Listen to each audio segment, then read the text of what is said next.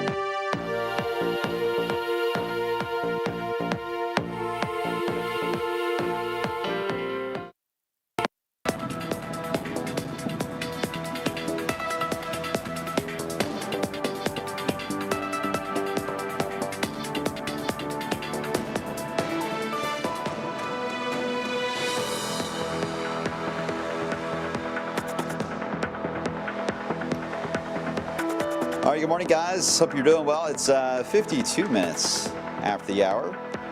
Quick update on our countdown to fall, always important part of the show, right? 42 days until we get to the autumnal equinox. Hey, it'll be here before you know it. Hi, everyone. Wave meteorologist Brian Good. I haven't seen you guys in a while, so I hope you're doing well. And the weather hasn't really changed a whole lot, it seems like. In the past week, seems like it's been the same old sun and dance in the area. Hopefully it's been a good thing for those who didn't get things done, but if some out there, I got a feeling need some rain. It's getting a little crispy. Speaking of crispy, where's crispy? Is it Crispy Biscuit? Yeah, where's Crispy Biscuit at? Crispy may only be on evenings usually on YouTube. Hello to Ryan and Carrie. Who was first today? I didn't see. Jacob. Jacob was first today on YouTube. Way to go, Jacob. Hello to Blue, as always, Jason. Hello, Adam, over in Bloomington. All right, guys. Obviously, the main headline in meteorology in general has been the tropics and what's going to happen with soon-to-be Aaron.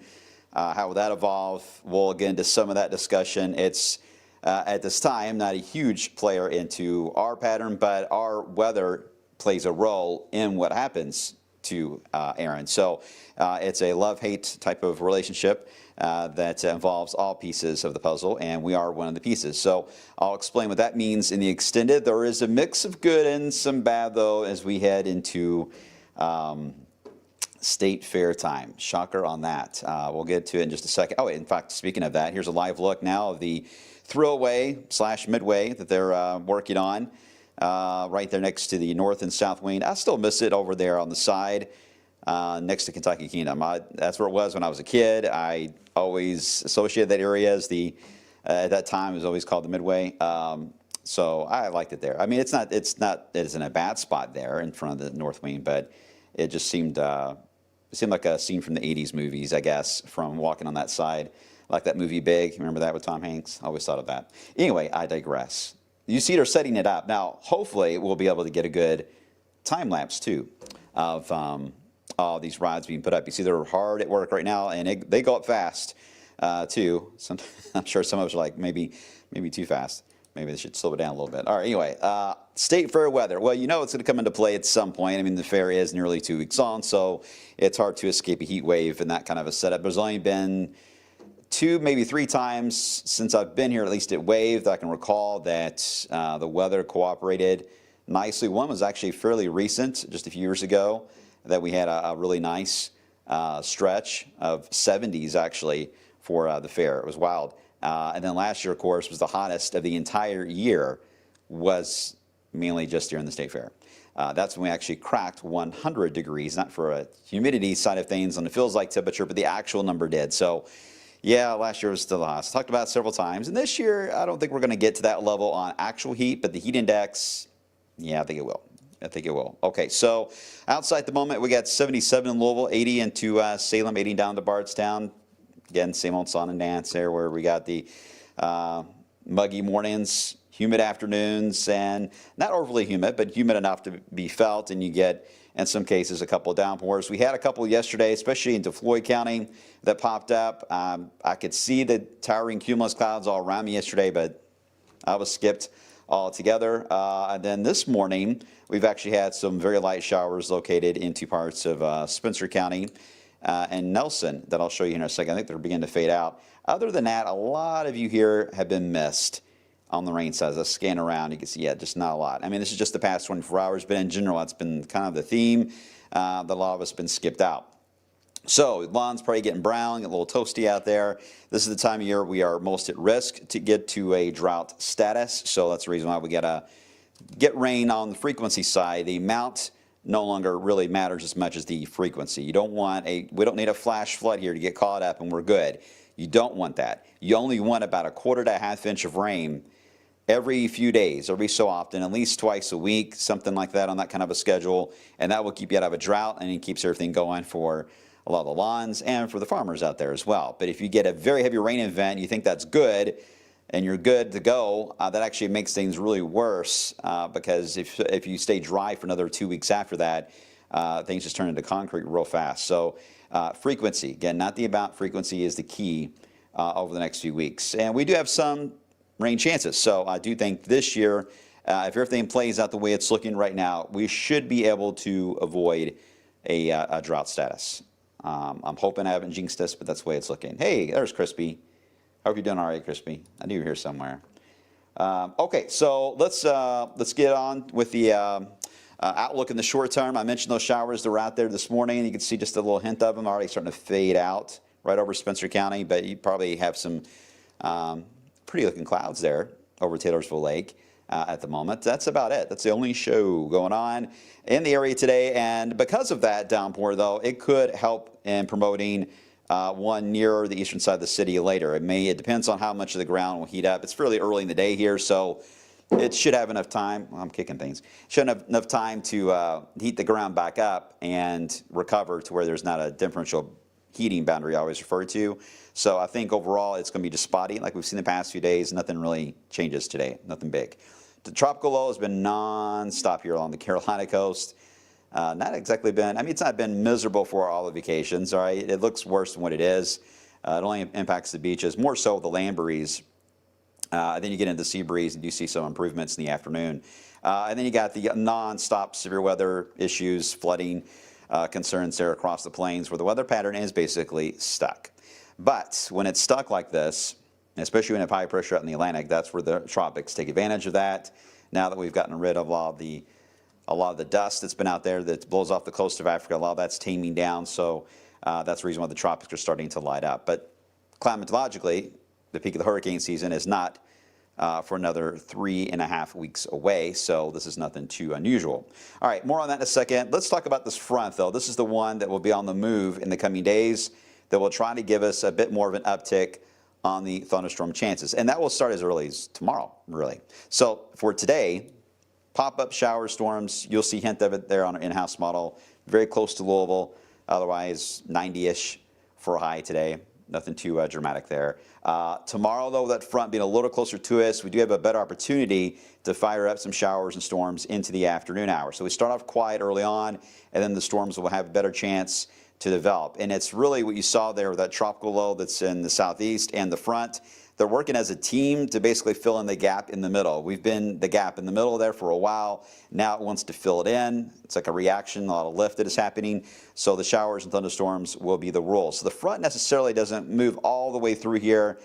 Some of the models try to take it all the way through. I'm suspect of that. I think it'll get close to us, may even hang out for a day or two, but I doubt it'll go all the way through. But as long as it's close enough to us, then that southern southeast coastal low will react and help us out and supplying the moisture, and then we end up with a team effort to get us some rainfall. Your severe risk is not very high in this scenario just because you're not dealing with an organized low pressure or vort that's coming through on the front here. These are just your organized clusters of thunderstorms in that sense as far as areas of heavy rainfall, lightning. You can get some downburst winds for sure.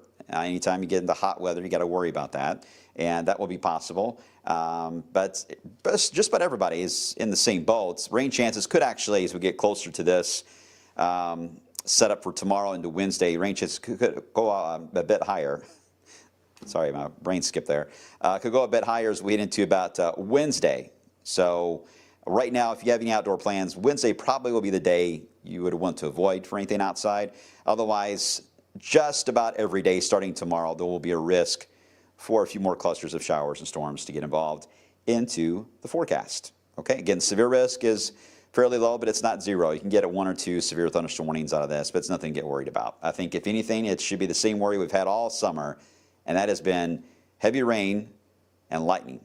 Granted, we've made some ground on the flash flooding potential because we've been dry as of late. That's not as high of a risk. This scenario will play and feature for us, but lightning is always going to be a concern, and it certainly will be with us for the next few days. So please, if you hear that thunder, get inside there, all right? So that wave will fade out. It's mainly heat-based. It'll fade, and then as we get into Wednesday, I'm going to leave the circle there because it's basically the same spot. We'll fire again for Wednesday. And again, the chances here for Wednesday could actually go up for a bit more on showers and storms. Now, the front does hang out enough in the area to keep us fairly cloudy, too, during this window. So I already saw the comments from Cameron. In relief at this point on the long term, preferably all of September. Well, here's the thing, Cameron. You're not going to have to wait that long. Granted, this front is going to increase our clouds, and I do think it'll shave off a few digits on the high. I do think it is the second front that I haven't shown you yet, the second front that is due to arrive the first week of the fair, that will likely give us a pretty decent round of relief. But it is very sensitive on how far that front will go. I'll show you where we're at on that, but don't get too excited yet, but at least something to look forward to, Cameron. And whether or not that holds into September, I don't know yet. We'll see. And we have so much going on with Bourbon and Beyond, Louder in Life. Well, there's a lot of pressure, right? A lot of pressure on us during the month of September. But typically, it's our driest time, so we'll see. Just got to keep it on the tropics. Those things can sneak in and ruin a forecast real fast. What were you saying on the, I missed your conversation here. You were talking about something on the radar? Did I miss something?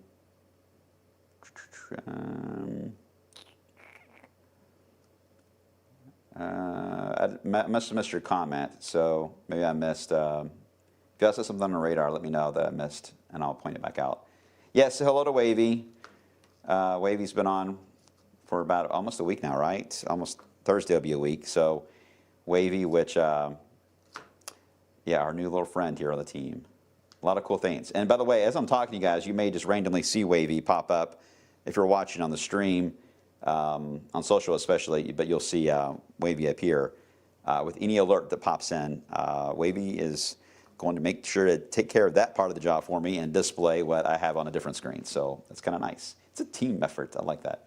But Wavy is not on the payroll, to be clear. Wavy's not on the payroll. It's a tough budget year. Okay, so let's get right into the tropics and to what will likely become Aaron. Right now, it's got a sexier name, which is Invest 97-L. Getting its act together. Had a decent canopy during the overnight hours this morning. Okay, it's starting to lose it just a little bit there. But look at that. There's another decent wave coming off the coast of Africa. So if Aaron isn't one to fire up the social media pages, the one after it may do the same thing. So it's going to be busy here for the next, I would say, 3 weeks, maybe 4 weeks that we'll have to deal with this. So, and it's a very slow evolving forecast. Imagine if this is how we tracked our winter storms. It's bad enough we track our winter storms in the weather models that haven't even entered the upper air network of Canada or the Western United States. We talk about that all the time in the winter time. You guys know how that goes. But even that's torture. That's 4 to 5 days of tracking. Imagine tracking nearly a week and a half, 2 weeks of something that may or may not hit you and all the social media posts that you have to go through. Now, I've been asked this several times. Why are people posting about it? Is it hype? Is it scare tactics? Here's my take on it. And this is my view. I'm not sharing the views of the team or the station. This is my view on it, is that the way social media works and the internet works now, someone's going to be talking about it. Not talking about it, I don't think is the smart move. I think that is not what you want to do, because if you are especially a meteorologist or studying meteorology, you would want to post about it and be about the meteorology of it, not, yes, don't do the scare tactics of it, but if you don't say anything, and if meteorologists don't say anything, then all that's out there are the scare tactics for a good solid week before meteorologists get into the narrative. But at that point, it's too late. It's too late. All the scare tactic posts that are out there are so heavily shared and saturated that when logic tries to come in and really explain what's going to happen, it's lost. Too much noise. So I think for meteorologists, you've got to get in there, and you've got to talk about it early, and you got to talk about it often. That's just the way the information world works now. I don't fully agree with that. I wish it wasn't like that 10 years ago, and it really wasn't. But this is the way the world's evolving now. So you have to, it's all about saving lives. And if you have to cut through that noise, you got to do what you got to do. And that's just my take on it.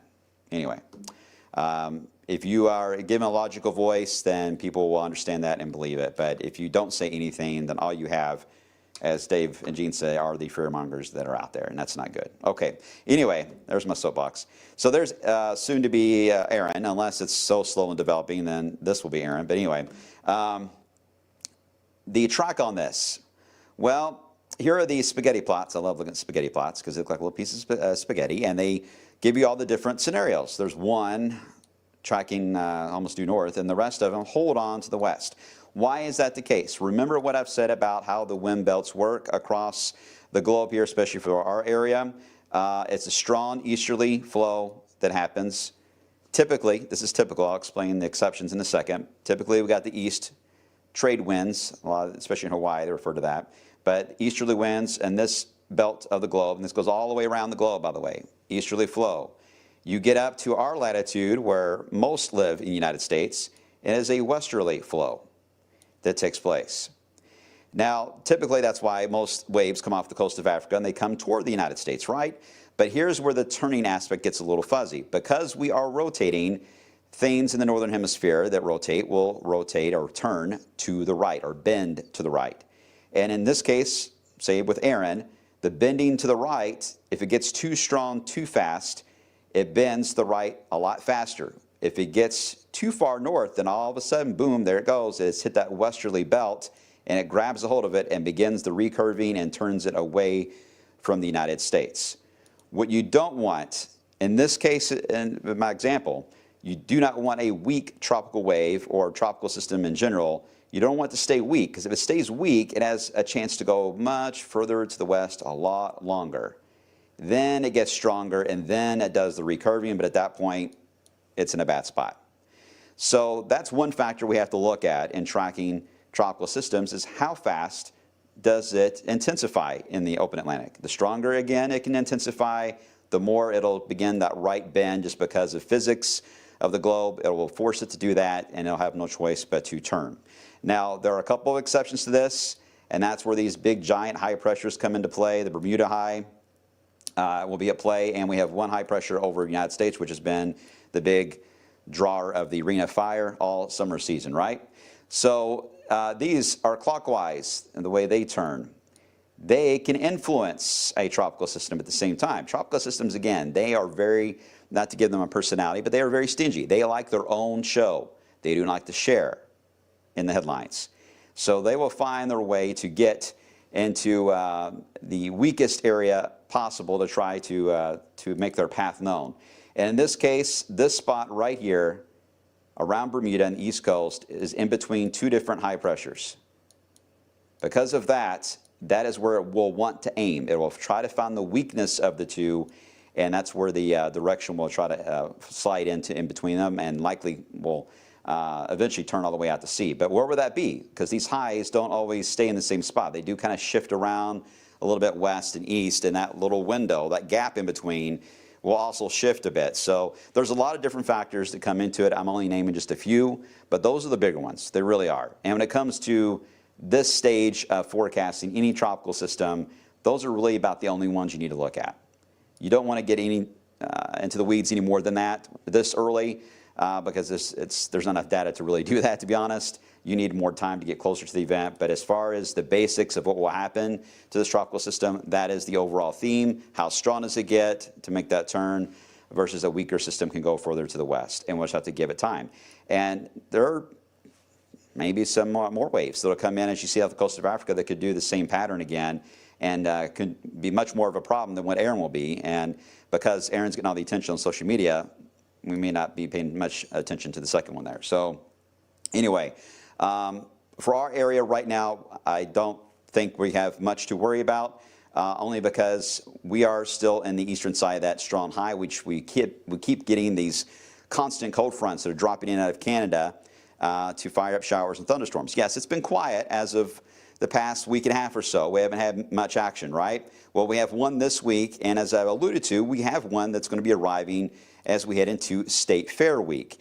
And that one in particular is going to be a big player on more than likely the impact for the lower 48 when it comes to anything tropical. So here's the outlook from the Euro. This gets you into this weekend. Again, the front may give us some rain, cooled air, clouds at times, so temperatures may get knocked down for the middle of the week. But once we get into the weekend, that front bounces back to the north. High pressure builds right back in again. Here comes Aaron. We're going to heat up. The amount of moisture in the air is going to go to the highest level that we've had in about a week and a half. So the heat index, we have not talked a ton about that. But boy, we are going to be talking about it once we get into next or this upcoming weekend into the first couple of days of that following week. Near Wave Day at the State Fair, which is on the 19th, by the way, on a Tuesday, the heat index could very well cross 100 to up to 105. So it is going to get very, very hot in about a week's time here and humid. But not all is lost. A stronger front, this is where Cameron's point comes in, a stronger front is slated to try to drop in between the 18th and the 20th. And that is key because as that front moves to the Ohio Valley, it will then try to ricochet whatever's going on here in the Atlantic and force it. Again, you can almost see the weakness that's happening here between the two highs. It will then force the tropical system to try to turn in advance and head out to sea and doesn't bother anyone. And we get the benefit of a yin-yang effect here, where you get a tropical system that can help create the opposite effect. We see this a lot in the fall, especially in October. So basically, as the tropical system heads north, we're going to get a pretty good dose of cool air. They'll have an opposite reaction and dive down into the eastern half of the country. In fact, for the first time since the spring, I am seeing the rain-snow line show back up into eastern Canada. No, it's not going to snow there. It's just that the atmosphere is getting colder. That's to be expected as you get to this point in the season. You start seeing those little hints. You see it sometimes in the western areas of Canada, and you see it sometimes too as you head toward the Hudson Bay area as well. But it definitely tells me that there is, tropical systems are a tremendous amount of energy and heat energy that we have on the globe. The strongest, in fact, we've got. And when you get them involved in our weather pattern, boy, you can get some wild things that are downstream, and that includes cool snaps. So I would not rule out, if we continue to see more tropical systems, if they stay away from us, we could benefit from that and maybe get some cool shots of air. It's going to heat up near them, no doubt. We're going to get hot and humid when they approach, but as they cross past and do that turn and out to sea, we could very well benefit and get cool shots of air. I hope that made sense. It's a very, it can be very complex to try to explain without me standing in front of a weather map, but it's fascinating. It really is fascinating to track it. All right, everyone good? Huffman Greensburg. It's Aaron with the E, Adam. Yes, Aaron with the E. And no bots. No, we're not to snow or bots time yet. Not yet, anyway. All right, so here's where we're going to go with this, and this is going to be a bit of a challenge on highs for a couple reasons. As you look at the 10-day, we know that we're going to be hot today. We know we're going to get some scattered thunderstorms the next few days with the front teasing us. That's fairly easy in forecasting. The weekend is the challenge, especially the latter half of the weekend and early next week. How hot are we going to get?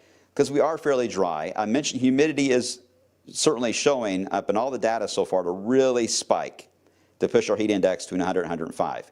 If we get to that level, the thermometer may not get as high, but still 94 to 95 is reachable. If we do not see that moisture surge take place as we head into early next week, then the ground, being as dry as it is, may very well allow the actual numbers to be higher than what we have here. So there's a lot of questions about the Sunday through Monday window here on the 10-day on just how hot it's going to get. So you may see us bounce around a bit on numbers. It's fair. We're going to get different types of data on different times of the day, but I think that's our biggest challenge is how dry will the ground be and how humid will the air be, and the two have a unfriendly relationship with each other. So we'll see if they can balance out in the coming days, but either way, whether you're sweating because it's a heat index or you're sweating because it's actually hot out, it's not going to be very comfortable this weekend into early next week. That's going to be hard to avoid, and it's mainly because of the tropics being at play as well. Again, when you have an approaching tropical system, a heat wave is usually likely to happen. Hard to avoid, actually. So a heat wave is likely to take place with an approaching aspect of Aaron. But once Aaron passes, once it passes our latitude and begins to turn, that is when we could see the drop that happens with the front. And you see hint of that at the very end of the 10-day. If I were to stretch this out to an 11-day forecast, we would be barely above 80 for highs with sunshine. So there are some bonus day potential patterns here that are showing up for at least maybe the second weekend of the State Fair, maybe. So if you're trying to plan when you want to go, the first weekend is definitely going to be hot, but some like it hot like that at the fair because you like to walk around the exhibits, and it's the largest air-conditioned in North America, so take advantage of that. But if you really want to be outside and enjoy cooler weather, odds right now, anyway, are a little higher for you for that second weekend than the first one. Austin, any heat advisory levels next week? Don't think it'll get to that level. Right now, I think it'll fall just under it, which, to be honest with you, Austin, is not any, it's worse. If you're just under advisory level, it's like, oh, we're doing all this for just a typical hot day. Hey, Bryce, how much moisture will that cool air bring? The cool air that will be moving in for early next week, that will bring in some, although overall amount's still under an inch on a lot of the forecast models. Well, look who it is, everybody. I missed you. Say hello. Can I hug you? Huh? Of course you can hug me. Hi. I missed you. I missed you too. Where you been? Florida. Florida? Yeah. Really? Navarre Beach. Have you heard of it? Yeah. Yeah. It's nice. Is everyone talking about the tropical system down there? Or? No. No? Okay. Nobody was really talking about it. Yeah. They were just talking about how nice the beach was. Or they were, and you were like, tune-out weather. Yeah, usually. exactly. It did rain a lot, though. It didn't rain. Yeah, that tropical low has been kind of a... Yeah, it kind of rained a pain. every day. Yeah. But it was, who cares? Sorry about that. You're coming up next, right? With the live hit? I've got something on Ford. Okay. Ford coming up. Ford shares more about strategy to build breakthrough affordable electric vehicles. Okay, that's coming up very soon, actually, in less than a minute. So let me run so Myra can get ready for that. And I'll be back on tomorrow, and we'll take a look and see how things are trending here with that 10-day and those multiple fronts. Hang tight. I'll be back with another update, of course, on midday at 11 a.m. Take care, everyone, and I will see you guys on the flip side.